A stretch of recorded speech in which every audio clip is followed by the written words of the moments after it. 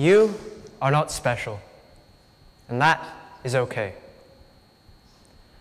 I used to be quite an egotistical person. I still am to a lesser extent. I used to think somehow that I was the best, the brightest, and that nearly everyone around me, at least those in my close social circle, were punching bags for my anger or tools for my own praise.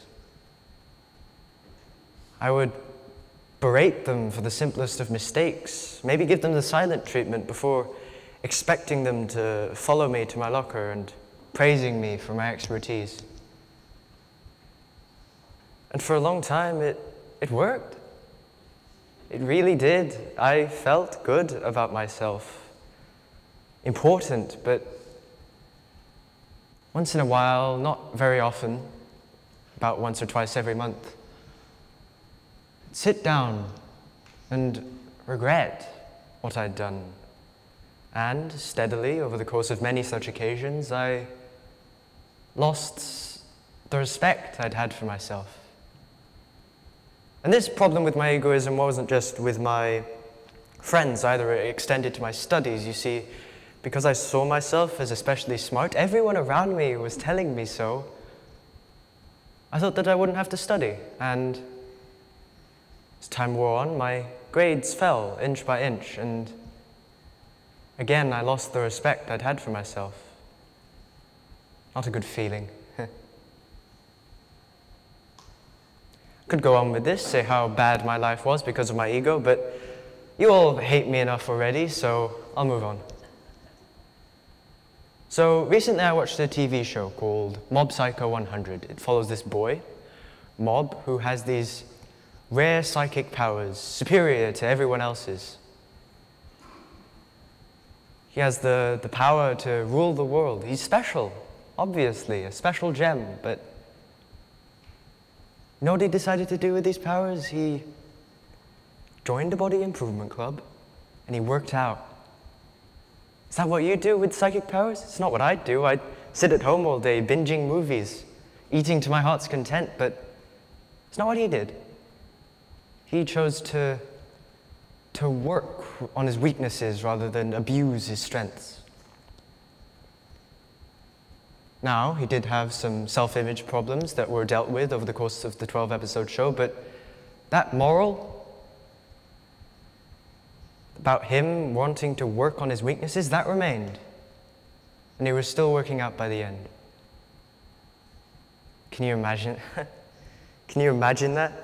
You have the power to rule the world and you have problems with your self-image? Why? Why would you do this to yourself?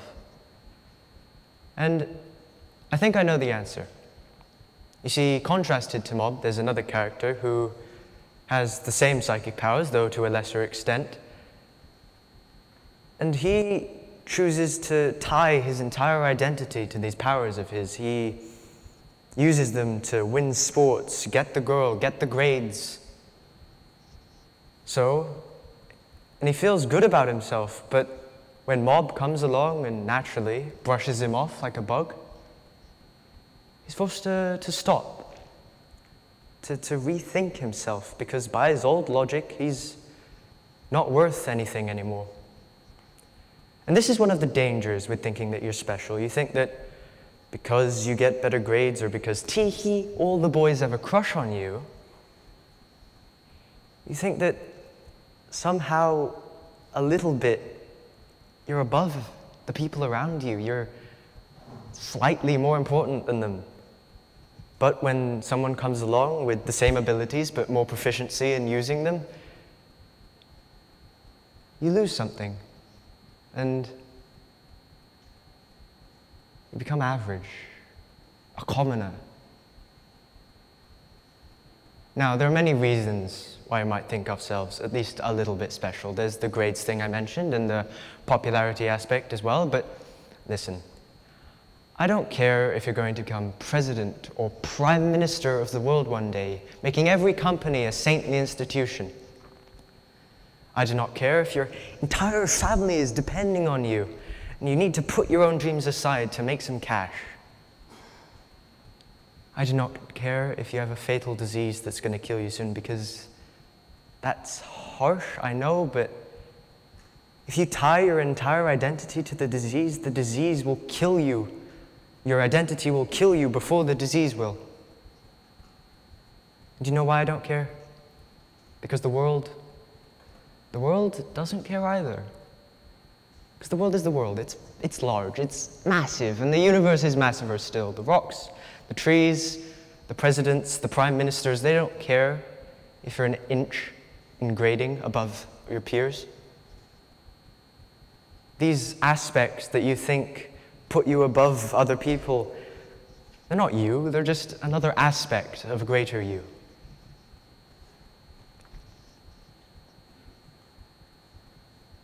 Think of Mob. He had powers to rule the world, but he didn't think that he was special because of them. He didn't get the girl, he didn't get the grades.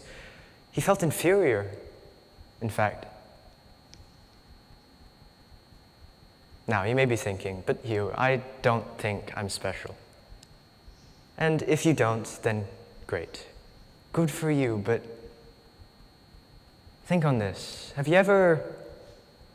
Has anyone ever come to you with a realization that's so big to them, and then you say, well, obviously, putting them down?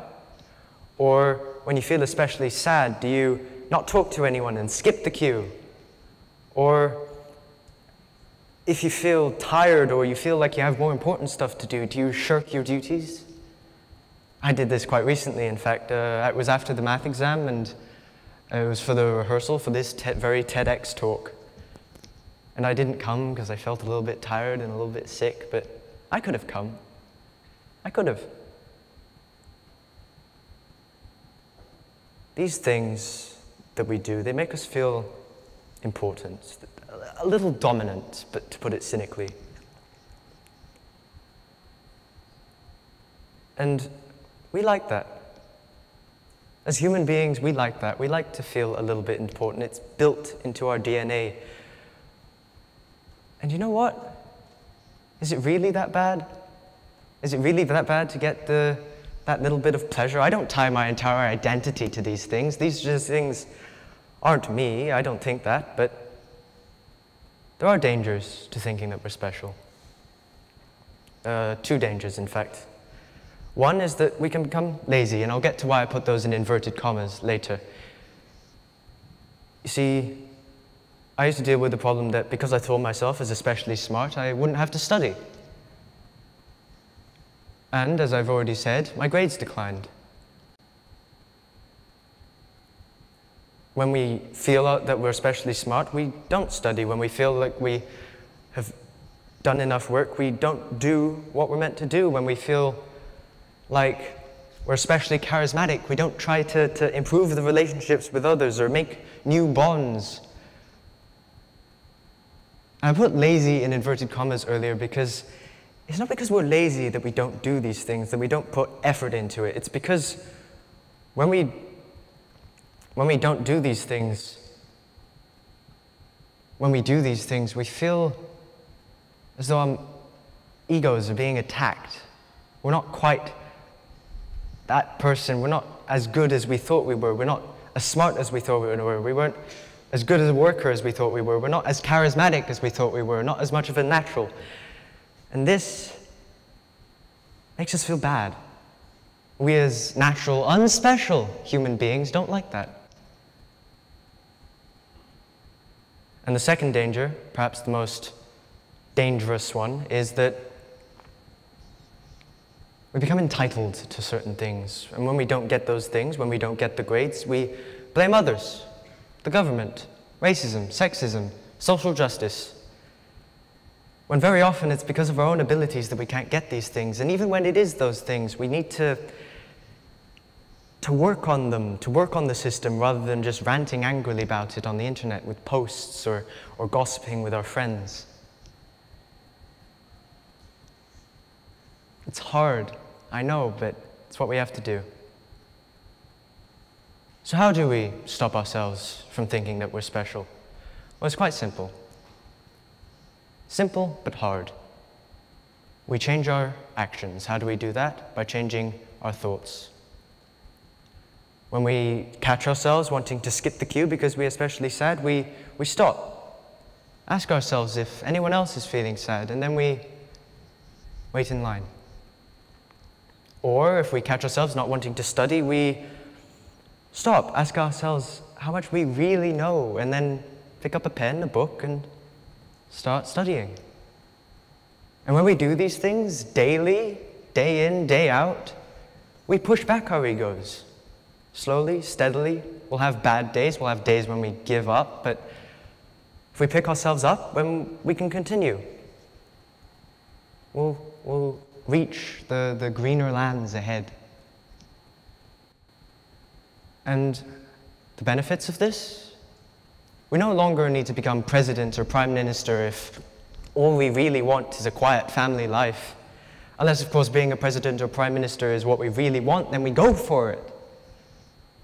We no longer have to simper and bow to our own egos. We become free, unshackled and free. I'm still a little bit of an egotistical person, despite all I've done, but if I push through, and you all do too, then we'll meet each other there in the greener lands ahead. All of us. Every single one of us, without exception, because in the end, we aren't special. And realizing that, embracing that truth, makes our lives all the better. Thank you.